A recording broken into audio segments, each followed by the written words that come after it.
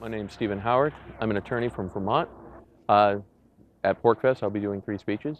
Basically, as part of the activism is the opportunity to outreach to the larger community, and the effective fair boothing provides an opportunity for activists to learn the techniques to not only make their fair booth interesting and engaging, but also to draw a large enough crowd and get their important messages out to the public.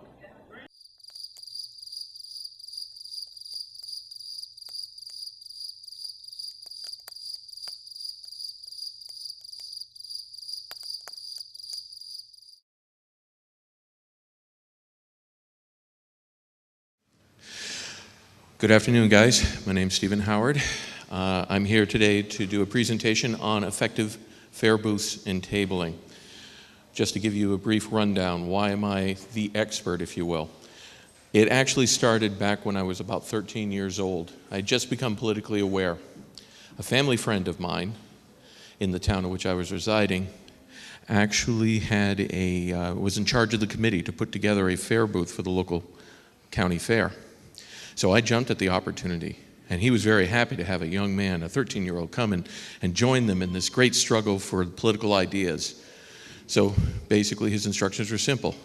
Come Saturday afternoon at 1 o'clock, come to the table, and we'll get you set up. Great, I thought. So here I was, my first foray into political activism. So I arrive at the fair with a $10 bill tucked into my pocket for lunch, and all the fires of political activism. Even though I had no idea what it was or how to talk about it, I was ready to learn. Well, my first political education is this: nothing in the world is free. Because when I got to the gate, I was informed I had to pay $5 to get in. Nobody mentioned that. So my lunch went from $10 down to a $5 lunch, but I was okay. I could do this. I then entered the fair, and I couldn't find the booth. Seriously, I had no idea where to go. No one told me. It never stood out. I literally spent a half hour walking through this entire fair to finally find the booth. And when I arrived at the booth, it was as nondescript as every other booth there. In fact, the only way I knew was because I recognized the name on a bumper sticker that I'd seen in his office earlier that week. That was the only way I knew that this was the booth I was supposed to be at. No one was there. Now, if you've ever been to a county fair before, you will see that most political booths usually have a huge array of bumper stickers, lawn signs, maybe a little literature that have absolutely nothing to do with anything. It's just a melange of names and signs and pictures. I arrived there as a 13-year-old with no one else in the booth. I had no idea who these people were. I had no idea what this literature said. I wasn't even sure what the hell I was supposed to be doing there. For the next 2 hours, I struggled to do something, anything. I was expecting this cavalcade of people to come up and talk about the issues of the day, and what I usually got was somebody would walk by, look down, look at me, either give me a smile and take a sign, or give me a frown and give me the finger. At the end of that 2 hours, I had learned more about what not to do with a fair booth than I would ever learn for the rest of my life. And since that time, I've always paid very close attention to fair booths and information tables, what works and what doesn't work. And as a result, and after having done it myself hundreds of times for different political organizations and different causes, I developed these very simple rules about how to make an effective fair booth. And these are based on empirical information, what I have observed as being successful.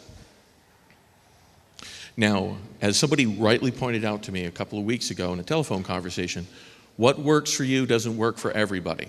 And that's true.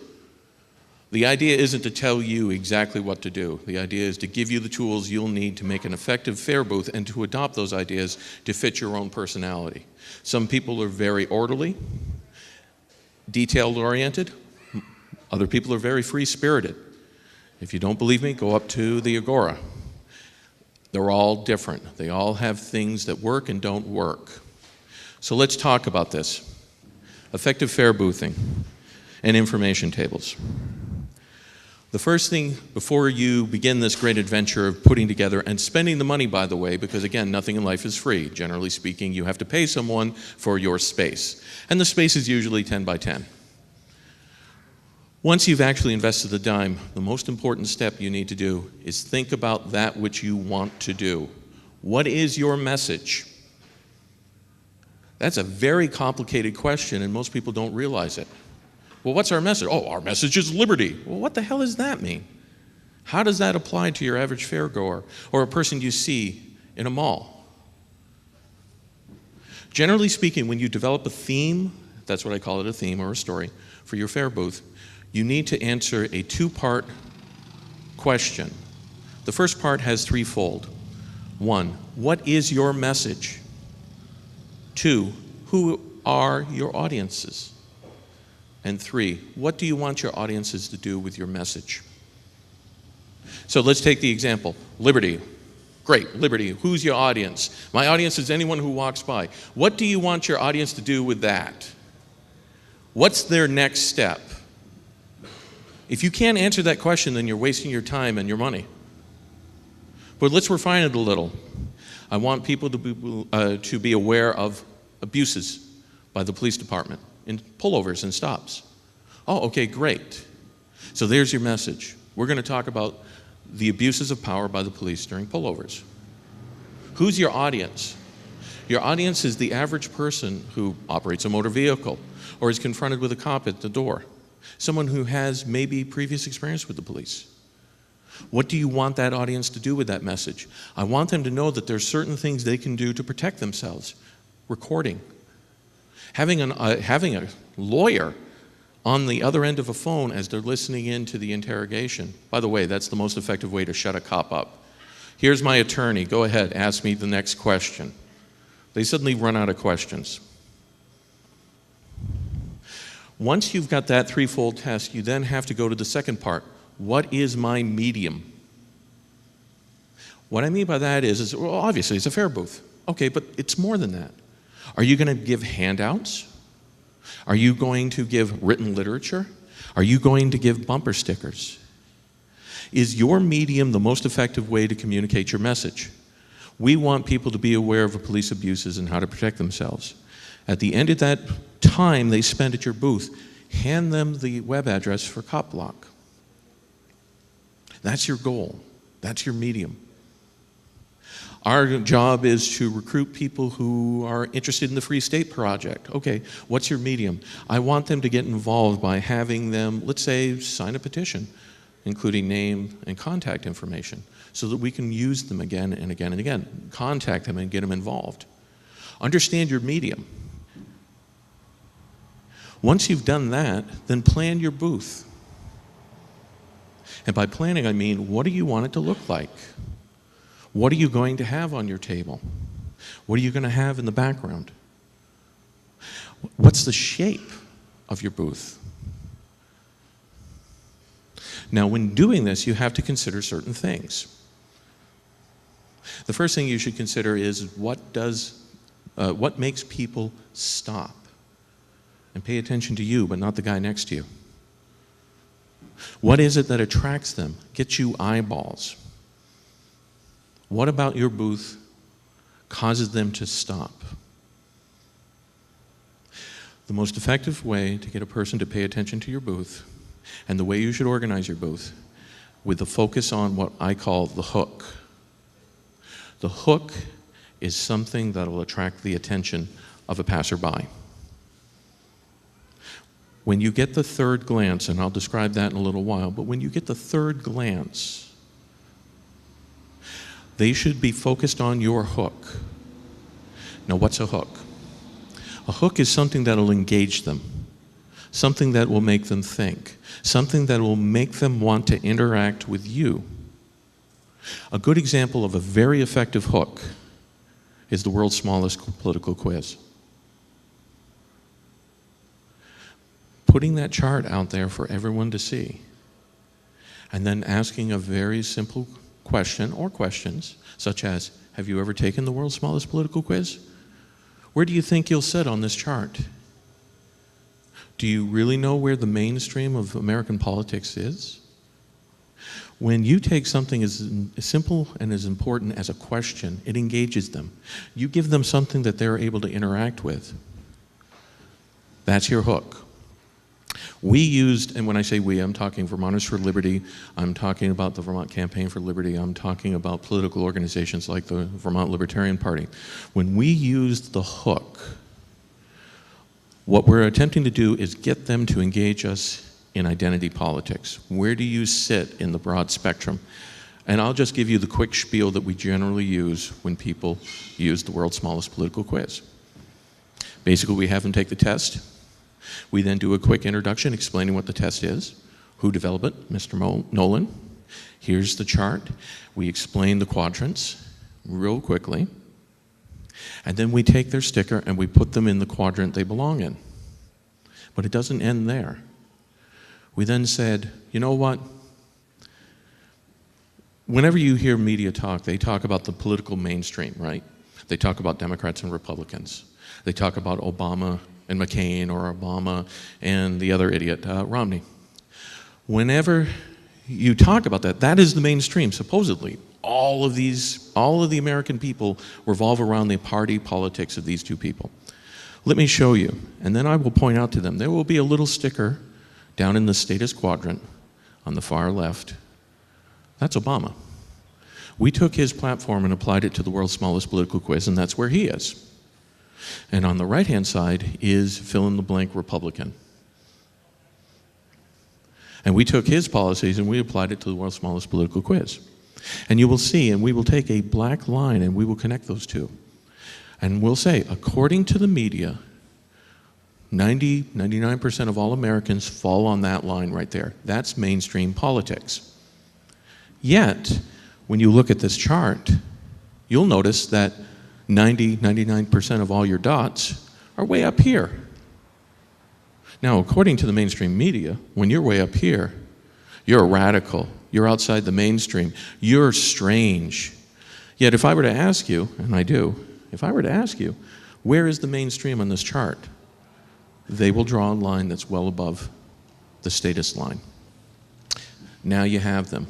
Why do you feel uninvolved in the process? Why do you feel like no one's answering your questions? Why do you feel like government is totally divorced of what you think is important? Maybe it has something to do with this, the perceived mainstream as opposed to the real mainstream.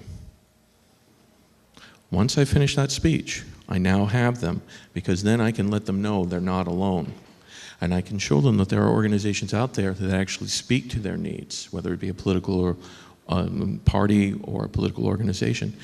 And then I end by giving them the pieces of paper, the information they need to become more involved. The hook brings them in. But the hook can be something as simple as a simple cardboard sign. We did one year, one sign, and the sign was very simple. It just said, can you name the fourth branch of the federal government? Now, let me be clear here. I do know there are only 3 branches, but there's a 4th branch, and we talk about that. What's the 4th branch of the federal government? And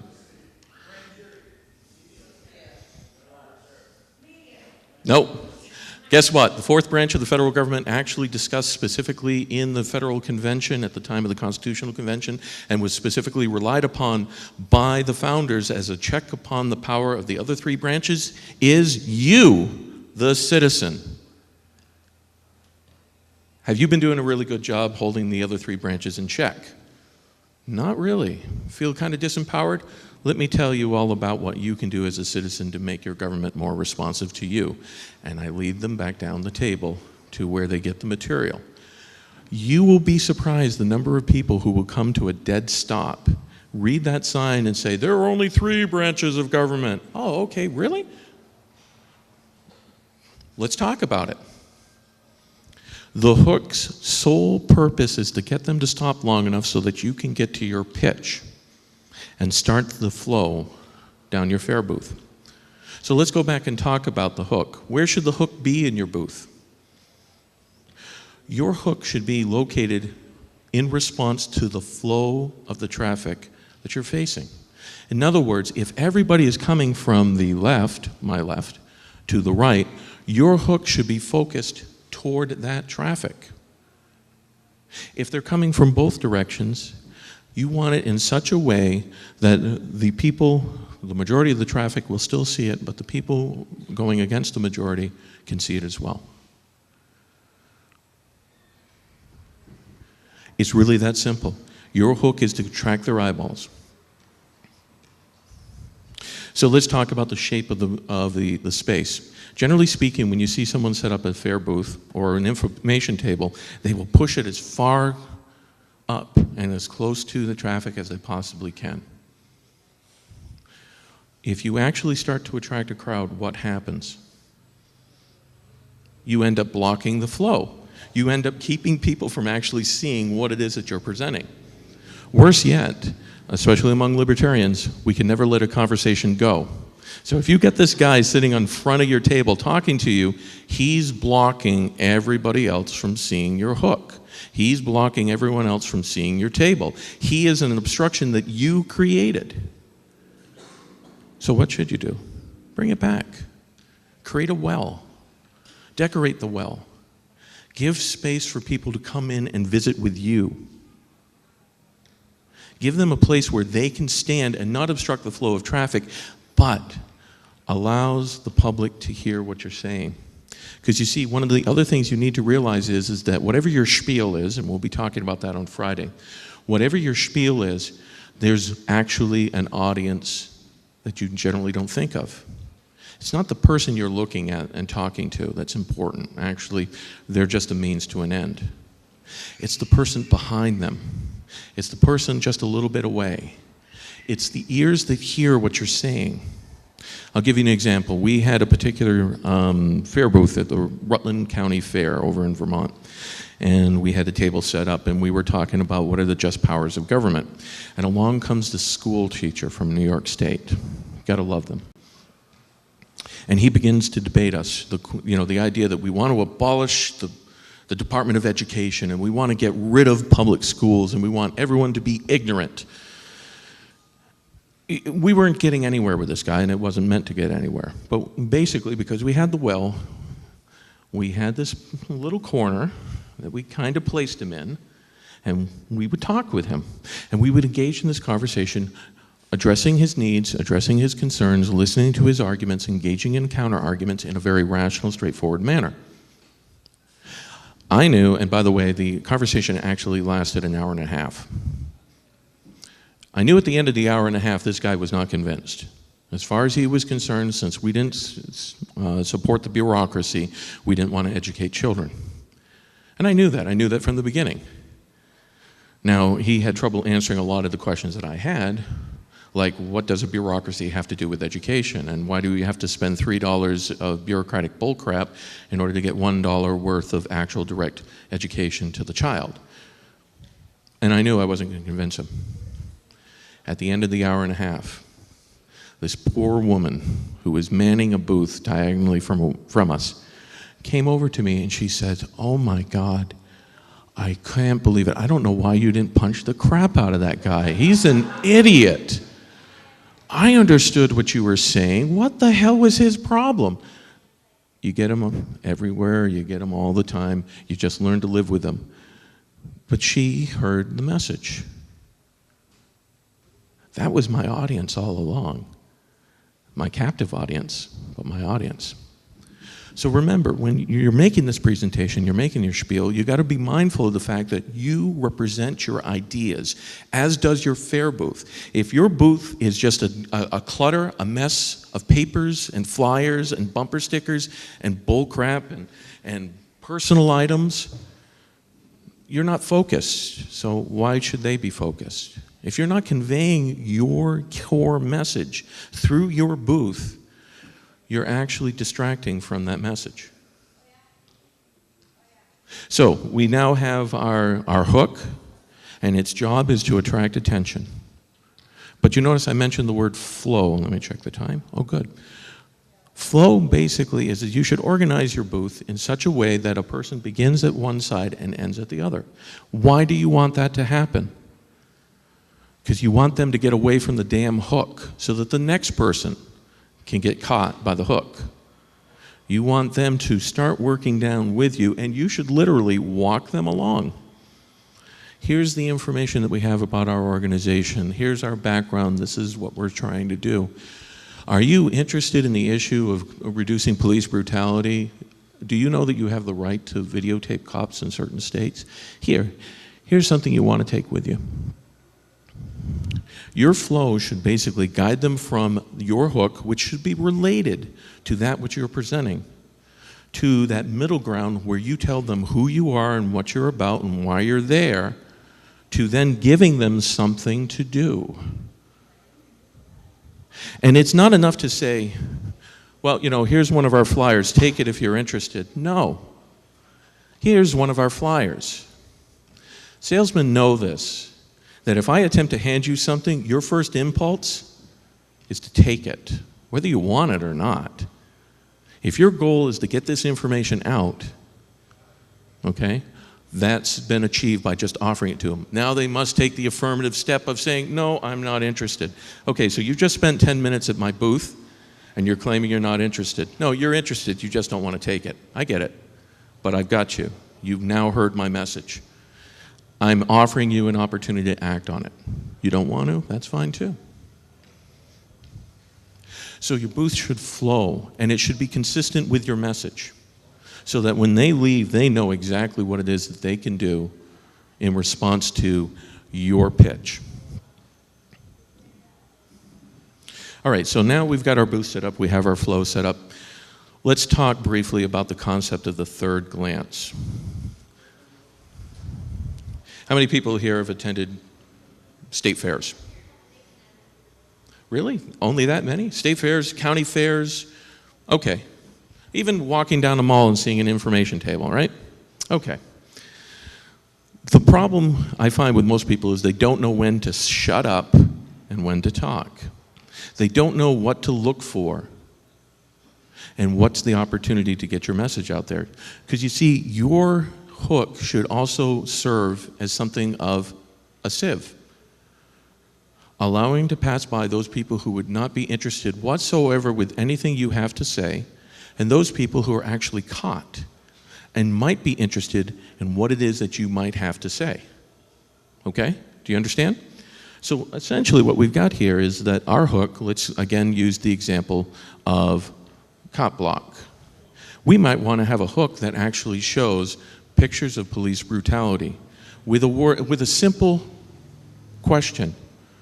What are your rights? We catch someone, they see the pictures, they see the question, you engage them, and we'll talk about that. But how do you know when to ask the question? How do you know when to engage them? The answer is the third glance. You're walking, I've asked you the question, you've been at state fairs, you've been by information tables, you've been by fair booths. How many people walk by a fair booth and barely give it a notice? We all do. How many times do you walk by a fair booth and you're like, oh my God, what the hell was that? We all do. Doesn't mean we're interested, but what the hell was that? How many people go back and look again? Not very many. How many people look a third time? Only those who are interested to learn more. It's the third glance. It literally can be something as subtle as, and I remember this particular gentleman, he was walking down, he looks over, bored as all hell, his wife about something, I guess the kids, and he looked over, okay, walking along, he turns back, pauses, walks along, and then he looks a third time, very deliberately. He's interested. How do I set the hook? Excuse me, sir, have you ever taken the world's smallest political quiz? Do you know where you sit on this chart? Questions. You ask questions. Why? Because there's this innate need for all of us to do what when we're questioned? Answer. It's the only polite thing to do, right? They're going to answer your question. You've got them. Damn it. Oh, I've never taken the test. You know, it's real simple. It'll only take a couple of minutes, and then we'll see where you sit on the chart. And I'll tell you a little bit about it. It'll only take a few minutes. You ask them a question. Do you know that there are people out there in jail because they videotape cops? No, I wasn't aware of it. Well, let me tell you. Here's the examples. The key is when you ask a question, you engage them intellectually. They have to respond. Now, you're going to get the odd person who's going to just look at you like, you're not answering that, I'm out of here. Fine, they weren't interested to begin with. But you've already got a filter. You've got filter number one, which is you got the hook. That's kind of getting rid of those people who aren't even interested. Filter number two, you got the third glance. They've actually turned back and paid attention to you. Filter number three, you've asked a question. Are they going to answer that question? Great. No matter how they answer that question, you now have an opening to get your spiel out, to get your information out there. Nick, you look a little confused. You getting this? Okay. It seems a little trickery, but it's human nature. Your goal is to take a person who did not expect to see you there and get them all the way to a point where you're getting them that action item. They didn't come here thinking that they were going to be given the address to Cop Block. They didn't come there to learn more about their government. Basically, they came there because the wife dragged them, the kid dragged them. Maybe they're there to see the demolition derby. You've taken them out of their normal everyday lives and you've brought them into a political world that they're not used to talking about. So here we go. We've got the hook, we've got the question, we've got engaged with the party. Just be prepared to withdraw at any time. That is, when they clearly are becoming bored by what you're saying, you either need to change the subject or get them away from the table. Having a person stand at your table, occupying your space that you're not getting your message to, is a waste of your time. You've got to recognize that. So let's talk about what's on this table. As I indicated to you before, there's this natural inclination that, wow, this is a really great article. We'll put that there. Oh, this is a really funny bumper sticker. We'll put that baby right there. Oh, you know what? We got some great photos over here. Oh, and I want to sell some stuff over here. Unless you can draw a straight line between all those different items and show how it goes into your message, get that crap off your table. Because you're distracting from what you're trying to do. If you're there to socialize, you just spent $150 to get a 10 by 10 space to socialize. That's a crappy waste of money. If you're there to have an effect, then you need to be focused. Now, having done all this, and having handed them the material, okay, what next? Well, that's really up to you. Where are you going from this? One of the other concepts that I advocate is that there should be the next step for your booth.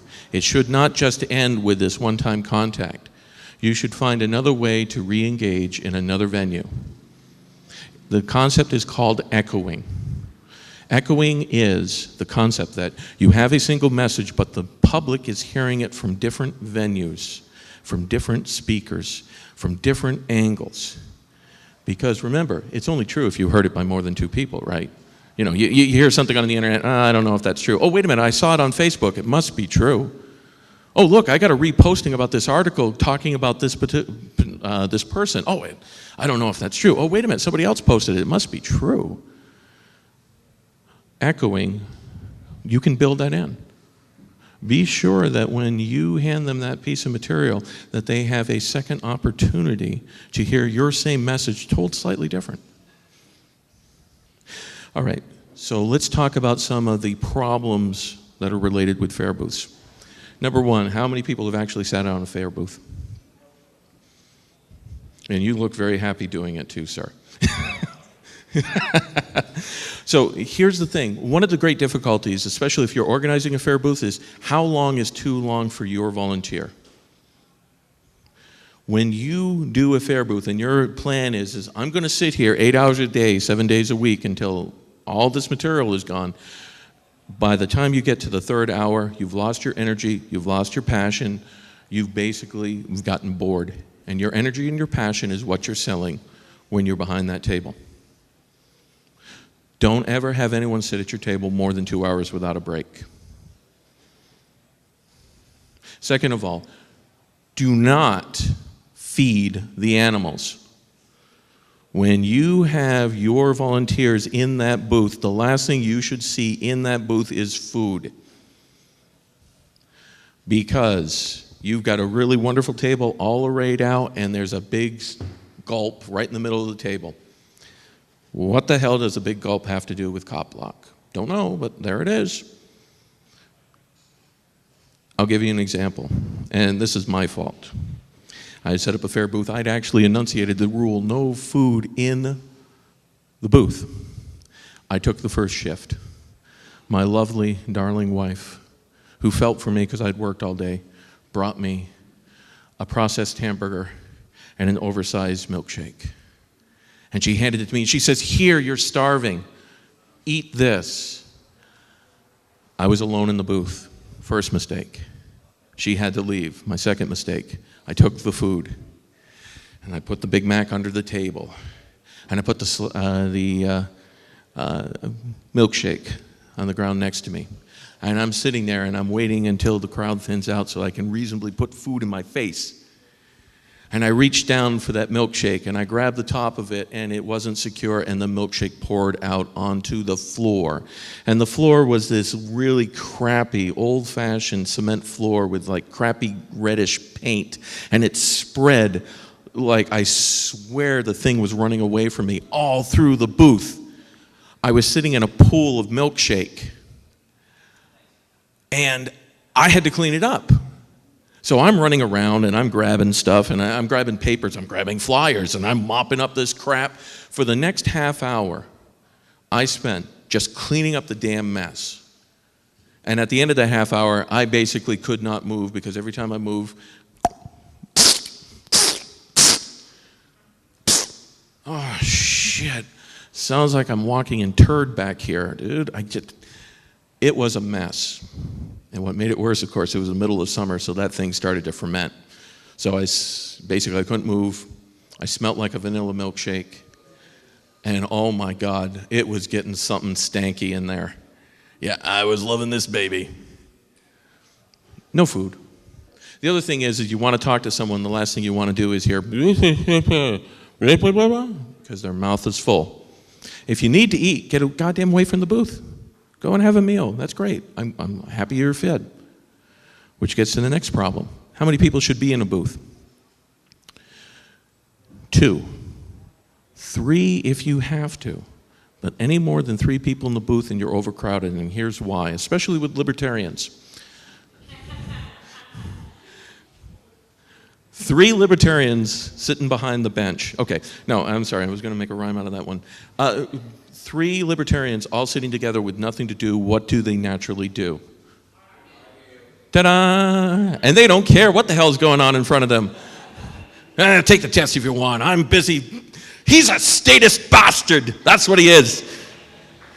Can't believe you even believe in, well, 3 people in a booth is really dangerous. 4. And here's the problem. You've got the one guy who's arguing with the other guy. You've got the one person who's desperately trying to work his way through the arguing crowd to get to the people that are coming by. And then you have the third person who just for some godforsaken reason strikes up a conversation with the chick next door because he's trying to make some time. Too many people, too little to do. Too many people, too confusing. The last thing you want to do is engage in a conversation with a guy who disagrees with you when there are 2 libertarians. Because I'm not even sure the 2 libertarians are going to agree with each other, and they're arguing with this guy, and it creates utter confusion. You lose your focus, you lose your message. What you should really have is one person taking the lead, doing the hook. And you should have one person who's making sure that no matter what happens next, the person who's been hooked leaves with the material. You also allows you to have a bathroom break. Party A stays there, Party B goes and relieves himself. The last thing you want to have happen is for this booth to be empty. Because an empty booth will hook nobody, will explain nothing, and will hand out nothing. An empty booth, especially with really great tchotchke, whether it be bumper stickers or key rings or whatever, will be pilfered by passers-by.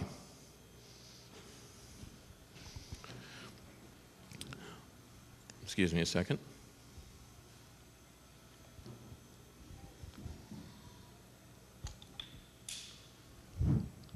Missed that one. Okay. So, we know not to have more than 2 people. We know that we need to have focused material. Let's talk about some basic concepts, and you hear this all the time. How many people here think handing out free stuff is a great way to get attention? Wrong. Well, people come all the time to get the free stuff. Yes, they're here for the free stuff. They're not here for the message. Can I have that bumper sticker? Well, yes, you can. How many kids have come up to our booth and said, can I have that? Put a dollar value on it, and all of a sudden they're not so interested. Across the way from one of our booths, a local newspaper had set up a kiosk, a fare booth. And in that fare booth, they had a very bored, underpaid employee sit there. And their job, their only job, was to encourage people to subscribe to the newspaper. Oh, here, and here's a free sample of the newspaper. Wow. They probably handed out 100 copies of that newspaper. How does handing out a free copy of the newspaper improve circulation? I have no idea. The people who are walking by them either already got the paper or don't have the paper for a reason. They're not interested. Or they were from out of state. They weren't going to get the paper anyway. But they were handing out free copies of papers. They were handing out literally hundreds of dollars worth of newspapers. Not very effective. It's a free sample that no one cares. At one point, we had a very beautiful bumper sticker developed by Vermonters for Liberty. And it was a takeoff on the Gadsden flag, and we were handing them out basically for free. And we would hand it out to people, and we would see these bumper stickers everywhere. Did it mean that everyone who had that bumper sticker was a libertarian or believed in the cause of liberty, knew what it was all about or what we were doing? No. Most people thought it was just really cool, and they got it for free. It would have been better for us to have basically said, hey, look, we're trying to raise money for, and we're selling these bumper stickers for, and we'll find out how committed they really are. I mean, $1 for a bumper sticker, why not? So you got to think about that which you hand out and why you're handing it out, and you got to think about what you're doing as far as your booth is concerned. Okay, good, we're doing great. All right, so let's talk briefly about your spiel. I'll be covering this on Friday, but your spiel is basically your pitch. Why do you want them to stop here? What is it that you want them to know? And it should be very brief. In many ways, it's like an elevator speech. Be sure that your occupants, your staff, your volunteers, know what that pitch is. Don't tell them what to say. I mean, the worst thing in the world is picking up the phone and hearing someone read a script to you, right? Be sure they understand why they're there and what they're saying. What I generally suggest is the following. You've got a list of volunteers, that's great. Meet them outside the fairgrounds, meet them outside of the location. Have with you the material you'll be handing out. Sit down with them, talk about what's happening at the booth. Where are people coming from? What are the questions they tend to ask? What are they more interested in?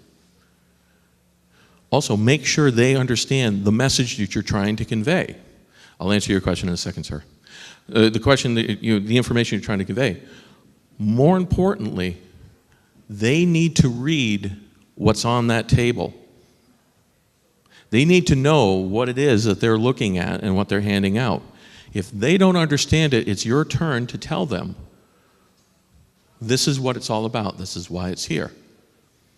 Because they will be asked questions. Now, you can assure them, and you should be assured yourself, it's okay to say, I don't know. But this is how I can get you the information. But they should understand exactly what it is that they're presenting. Now, one of the things I was reminded of by my wife is that I'm talking about political information, I'm talking about activism, but this can be applied even to something as simple as marketing.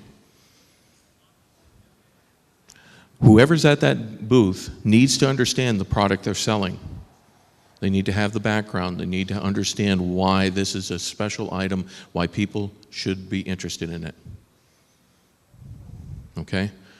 Because if you have an informed staff who is able to respond, you're going to have an informed public who's going to respond. You had a question? No, you were just standing up because you had a cramp. I know the feeling. All right, so at this point, I've got about 15 minutes for questions if there is any. If not, I will just keep rambling. I'll start with you, sir. Could you come up to the mic here? Because you basically are now under scrutiny. Don't let all those eyeballs bother you at all. No, I'm not worried about it. Is there a list of fairs that, like you guys, the Free State Project's going to do this at? Have they done it at fairs? Well, actually, just as a way of bio, I'm with Vermonters for Liberty. Basically, there are just like three main fairs. There's the Tunbridge Fair, there's the Champlain Valley Fair, and there's the Rutland Fair. We also, Vermonters for Liberty also do a once-a-year Freedom and Unity Festival, the FU Fest, which, by the way, I encourage all of you, FU, come on up. Join us in our Freedom and Unity. It's a basically half rock concert, half seminar on all things libertarian in Vermont. You'll be surprised that we do have some. But as far as list is concerned, generally speaking, your fairs are usually listed in state websites as attractions, and they're also listed in Chamber of Commerce. So you can actually get a list of individual fairs just in your area or in the surrounding area. Oh, I understand that. I didn't know. Okay. Well, I came in here a little late, so you're doing Vermonters, Oh, yeah. Basically, yes. But the presentation is applicable across the board. Because I've been involved in fairs one way or another my whole life through putting on horse shows at them in a truck pulling club, and we work with the fair boards. And I also, in the wintertime, we do this promotion for a truck pulling club, and I've also done promotion at like the Big E for horse riding stables and stuff like that. And there's a huge thing. When I go walk around the fairs, I always find people who just can't answer questions. Yep. I always find car dealerships who are selling trucks and they can't answer questions. And I find that like the most turn off, most annoying thing when trying to deal with somebody. I got to go ask my boss, or I got to go ask so and so, and so that's big. But yeah, I like Free State Project. Should be at the Big E in a booth. They should be at the Freiburg Fair.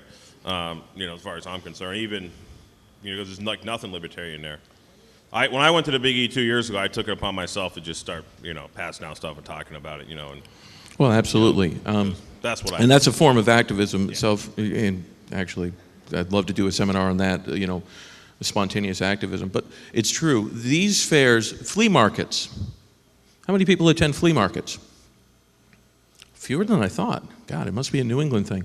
Anyway, flea markets are the greatest opportunity you have to actually get out there and get your message out there. They're desperate for people to take up space. And you come and you sit down and you give out information. You could even incorporate some sort of item to sell, but sell with a message. You don't realize that, agorists really miss an opportunity not to involve themselves in the flea market because it's so unregulated, so uncontrolled. It's a really wonderful opportunity to offer goods and services, and nobody ever collects taxes, and nobody is inspecting your booths. It's a great opportunity, and it's a wonderful opportunity for community outreach. That's why information tables might be a really good location for you, is right at a flea market, because people walk by and you're going to disrupt their normal activity by showing them something they've not seen before. Nick. I'm gonna be a pain in the ass and say a few things. First off, I definitely agree with the flea market thing. That's an idea me and Jack Shimmick had about doing sort of agorist type stuff at flea markets and selling pamphlets or whatever. So I definitely think that's an idea libertarians should do. A few things that came to my mind. Like I do tabling for the Alliance of Libertarian Left, so I go to FSP events, I go to more social anarchist events, I go to, for example, the New York Anarchist Book Fair, I go to the Boston Anarchist Book Fair. And I think that when you're making the pitch, when you have a hook, it's important to diversify your message or at least adapt it so you can use language people understand. So for example, if when I go to PorcFest and I go to Liberty Forum and stuff like that, I'll try to emphasize that, I think markets are a great social mechanism, but I still have critiques of capitalism or whatever. But when I go to a social anarchist sort of book fair, I'm not going to start talking about how great Rothbard is or the value of gold or whatever. So I think there's sort of an importance in diversifying your message. Another thing that I was thinking about that I'm not sure I agree with you on, although maybe I'm just biased because we do sell free stuff sometimes, and it's usually just in its own little corner. But I do think there's some benefit to giving away free pamphlets, especially if people can't afford anything else. Especially, I think with pamphlets it's a little different. Like if it's a bumper sticker, that's just bare bones symbology, and I don't know how much it really does. But if it's just a thin little pamphlet, I think it can still get a little bit of the message through. Oh, no, absolutely. And let me be clear. When you're working this table and you're getting down to the action item, that could be your action item. That could be the thing. Here, learn more about free markets and why we're anti-capitalist. Right. And if that's your focus, if you want to get them from here to here, that's great. I also understand that if your table is about pushing an idea and it's about here are the ideas, I'm introducing you to the Alliance of the Libertarian Left, then you may want to have a variety of pamphlets, but be sure the person behind the table understands that which is in front of them. Sure. Because my very first question when I hit your table all those years ago was, all right, well, I'm not really, I don't quite understand what's my first book. What should I pick up? The person behind the table has to say, this is what I started with. Also, the concept of taking your message and making it fit your audience, absolutely. Giving a lecture on Rothbard to a person attending a county fair is kind of a pointless exercise, and that should not be your goal. Your goal should be is that when you're planning your table, you have to be mindful of your audience. Remember, what's your message? Who's your audience? What do you want your audience to do with the message? So, what is your message? That message should be tailored to your audience. If you're talking about the difference between Bob Murphy and Dr. Friedman in last year's debate, and the finer points of libertarianism, but you're talking to Joe Average who's never heard about libertarianism, you're wasting your time. That's not your audience. Okay, but if you're at PorcFest and you actually want to do a whole presentation on that alone, you probably have an audience for that, someone who would be interested in learning more. So yes, tailor your message to your audience, absolutely. Yeah, and I mean, me and Jack will have disputes about this because I'll say something like, well, we should have certain pamphlets out, and Jack will be like, no, we should have the most amount of things possible, and we shouldn't really care whether it appeals to people or not. We should just get the best stuff out there. So there's different sort of strategies, especially if you're selling like pamphlets, like I do, or books. Sometimes when we do tabling, usually people will say, for like the first thing, like we have like the book Markets Not Capitalism is the book that we can all point to. And I'll just say one more thing because I'll stop hogging the mic. I think I lost it, damn it. You're done. Get all of my head. But anyway, thanks. You're welcome, Nick. Anyone else with any questions? Okay, so again, just to go back as kind of a reminder, what we're basically talking about is this. With a level of organization and planning, with a level of focus, you can take what basically is just a waste of time and turn it into something more effective. But you've got to think about it. If you can't answer those first three questions, then you really shouldn't have a booth. On the other hand, if you can answer those first three questions and you can develop something that is very focused on what you're trying to accomplish, you can have a tremendous impact on the community around you, and you can get your message out. Generally speaking, as a way of closing, generally speaking, we also use the hook, the world's smallest political quiz, as a way of gauging interest. And we start with one dot beyond the two that I mentioned before, the fill-in-the-blank Republican versus Obama. We then count the number of dots at the end of the day. We know we've had a successful time when you have a crowd of people gathered around, ready to take the test, listening to the spiel. At one point, we actually had two ways of gauging it. We actually had one situation where the guy came back to take the test, to hear the spiel, because there was too many people in front of our table. That was how interested he was. Why was everyone standing there? Why is everyone having a good time? So they should have a good time at your booth. They should feel engaged. They should feel involved. look them in the eye, ask them questions. But the other way to judge your success is by the reaction of the other politically oriented booths to your booth. Back in my day, I had been a progressive, a socialist, and I had developed a relationship with the Vermont Progressive Party. On that particular year, we, the Vermonters for Liberty, had a booth down one end, and they had a booth down at the other end. They had the traditional politician's booth with the yard signs, stickers, and so forth, and no one was stopping. And we could see them, and no one was stopping there. Meanwhile, down at this end, we had the world's smallest political quiz, and we had crowds. At one point, a former friend of mine came down the hallway, down the aisle, came all the way down, he looked at that quiz, and he's like, well, that thing is just bias.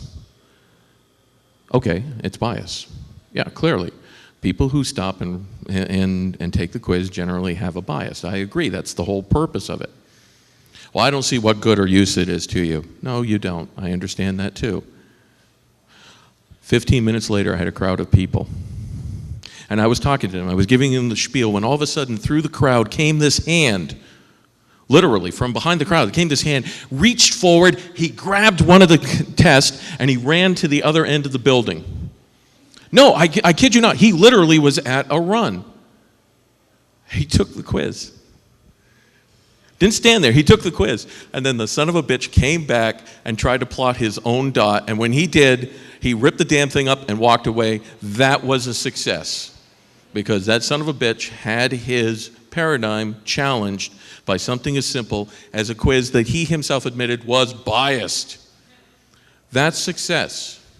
If your booth can have that type of effect, then you have a very effective fair booth or information table.